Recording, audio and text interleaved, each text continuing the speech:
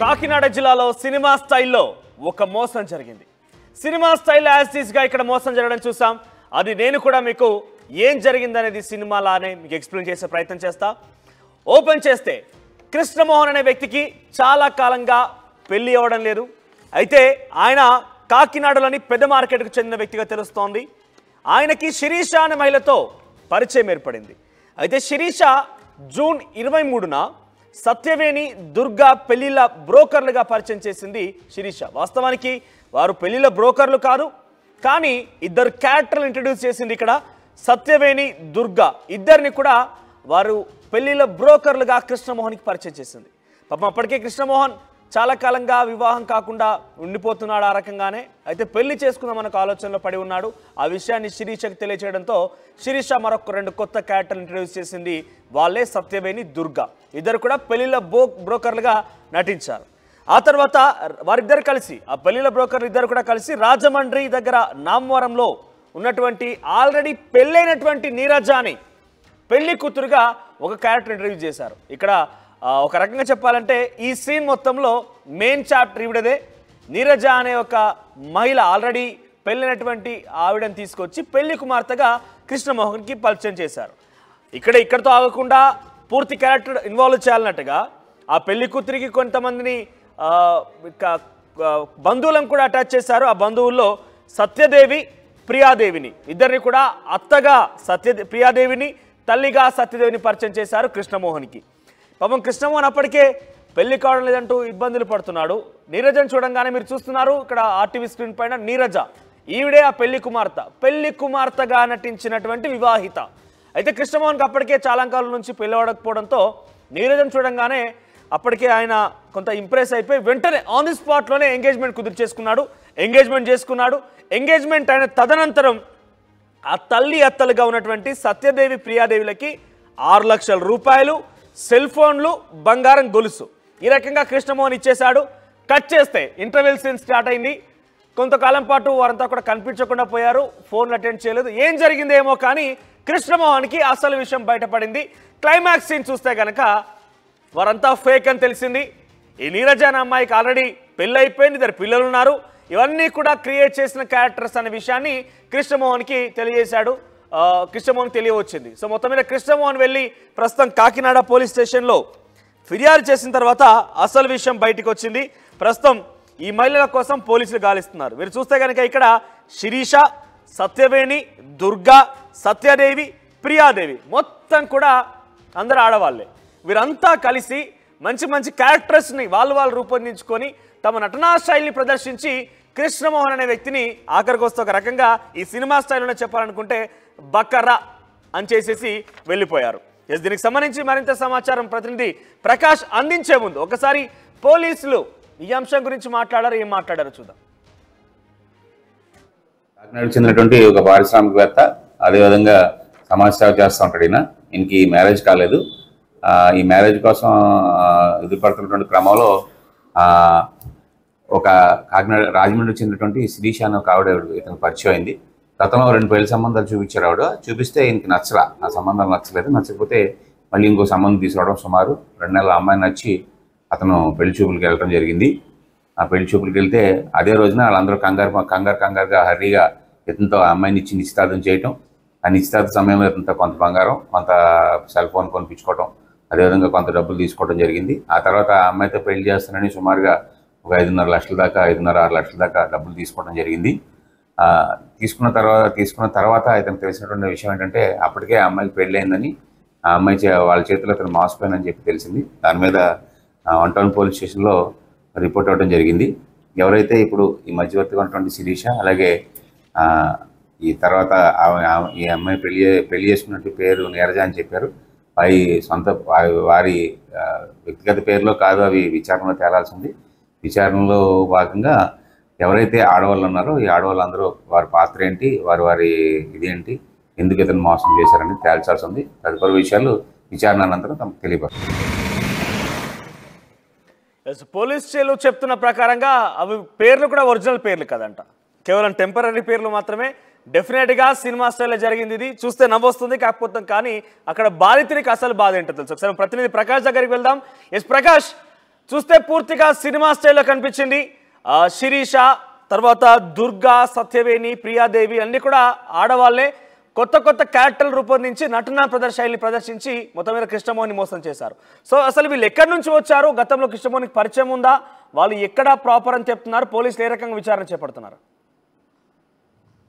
Yes Manoj, ఇందులోని సినిమాలోని పాత్రలు పేర్లు అన్ని కూడా కేవలం కల్పితం మాత్రమే అని మన సినిమాల్లో మాత్రం వింటుంటాం. కానీ సినిమాని మించినటువంటి ట్విస్ట్ అయితే కాకినాడలో చోటు చేస్తుందని చెప్పాలి. ఒక వివాహితనైతే ఒక పెళ్లి కుమార్తెగా చూపించి ఒక వ్యక్తిని అయితే మోసం చేసిన ఘటన అయితే కాకినాడలో వెళ్ళి చూసినటువంటి పరిస్థితి ఉంది. అది ప్రధానంగా చూసుకుని అందులో ట్విస్ట్ చూసుకుంటే సినిమాను మించినటువంటి అందులో క్యారెక్టర్లు కావచ్చు, అందులో పేర్లు కావచ్చు అన్ని కూడా కనిపించినటువంటి పరిస్థితి ఉంది. అంటే ప్రధానంగా కాకినాడ పెద్ద మార్కెట్కి సంబంధించినటువంటి కృష్ణమోహన్ అనే వ్యక్తికి అయితే గత కొన్నాళ్ళ నుంచి కూడా వివాహం కావడం లేదు. వివాహం కావడంతో గతంలో ఒక మహిళతో పాటు అందరితో కూడా ఈ యొక్క మ్యారేజ్ సంబంధాలన్నీ కూడా చూస్తున్నటువంటి ఒక మ్యారేజ్ బ్రోకర్ను కూడా శిరీష అనే రాజమండ్రికి చెందినటువంటి ఒక మహిళ కూడా పరిచయం అయింది. గతంలో ఎన్నో మ్యారేజ్ చూసినప్పటికీ వివాహ సంబంధాలన్నీ చూసినా ఏది కూడా సెట్ కావకపోవడంతో 2 నెలల తర్వాత, అదే జూన్ మనం చూసుకుంటే జూన్ ఈ గత పోయిన నెల జూన్ 23వ తేదీనైతే తనకి మరొక అమ్మాయిని రాజమండ్రికి సంబంధించినటువంటి ఒక అమ్మాయిని కూడా ఒక వివాహితగా వివాహమైనటువంటి అమ్మాయిని పరిచయం చేసి ఆమెనే పెళ్లి కూతురుగా చూపించారు. అందులో ముఖ్యంగా మనం చూసుకుంటే ఆమె తల్లిగా ఒక సత్యదేవి అనే ఒక ఆమెతో పాటు అలాగే అత్తగా ప్రియాదేవిని అనే ఆమెను కూడా ఈ కృష్ణమోహన్ కి ఆ అమ్మాయికి తల్లిగాను మొత్తం కూడా పరిచయం చేసిన మొదట శిరీష పరిచయం చేసిన వారు ఇద్దరు కూడా ఇక్కడ దుర్గా, సత్యవేణి వీరందరూ కూడా నిజంగానే ప్రొఫెషనల్ మ్యారేజ్ బ్రోకర్సా లేదంటే తాత్కాలికంగా క్రియేట్ చేయబడినటువంటి పాత్రలు మాత్రమేనా?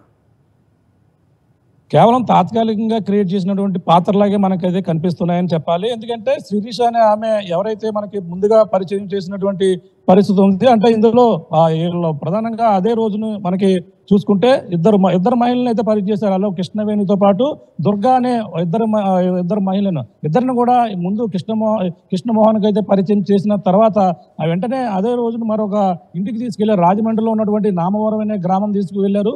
రామవరం గ్రామం తీసుకువెళ్ళిన తర్వాత అక్కడ మనకు ప్రధానంగా చూసుకుంటే అక్కడ మహిళను అయితే వివాహం అప్పటికే అయిపోయింది.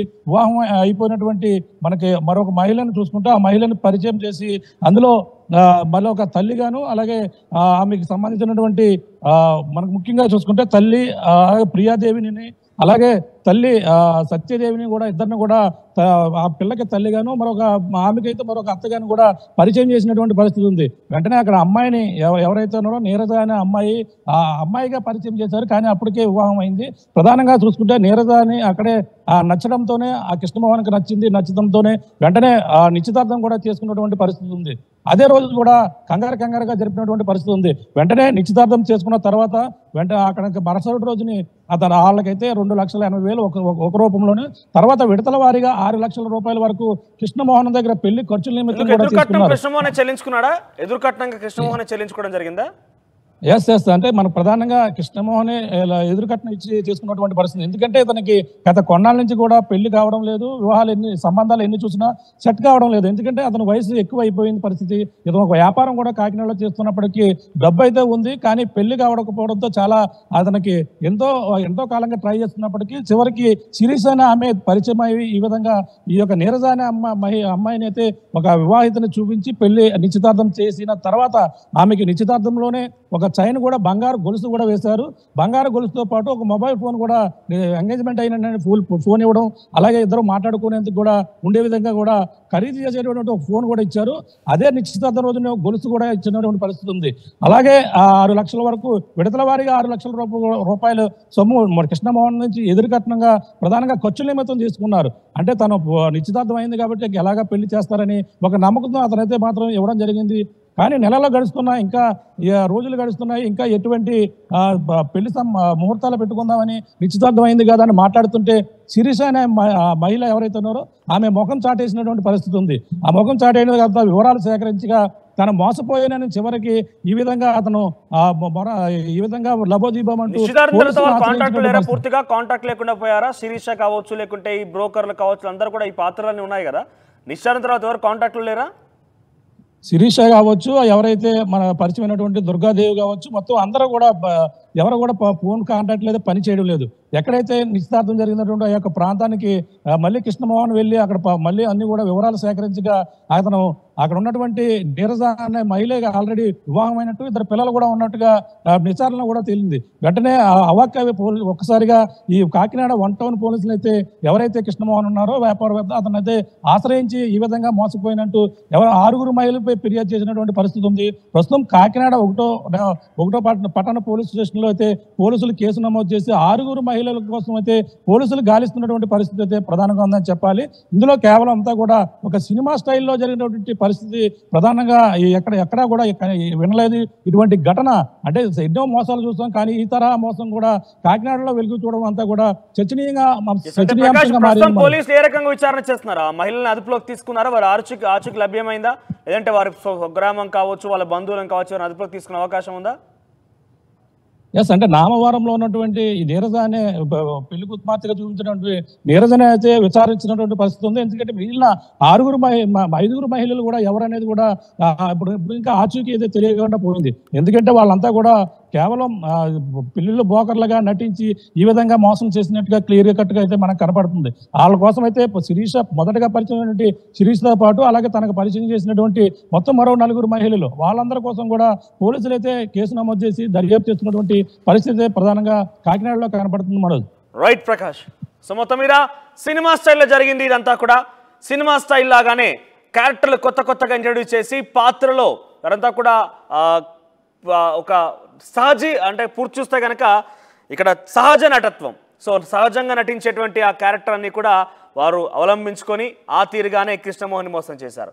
సో మరొకసారి మీకు చెప్పి చూసే ప్రయత్నం చేశారు. కానీ ఇంట్రెస్టింగ్గా ఉంది, ఎందుకంటే ఇటువంటి కొన్ని అవేర్నెస్ కల్పిస్తే తప్ప చాలామంది ఈ మధ్యకాలంలో ఇటువంటి మోసాలకు గురవుతున్న పరిస్థితి కనబడుతోంది. సైబర్ మోసాలని పోలీసులు అరికట్టగలుగుతున్నారు, కొంత మేరకు వాటిని రికవర్ చేయగలుగుతాం. మేజర్గా అంటే కొన్ని సిచ్యువేషన్స్లో అవేర్నెస్ క్రియేట్ అవుతుంది, కానీ ఇటువంటి దాంట్లో అవేర్నెస్ క్రియేషన్ అనేది చాలా తక్కువగా ఉంది.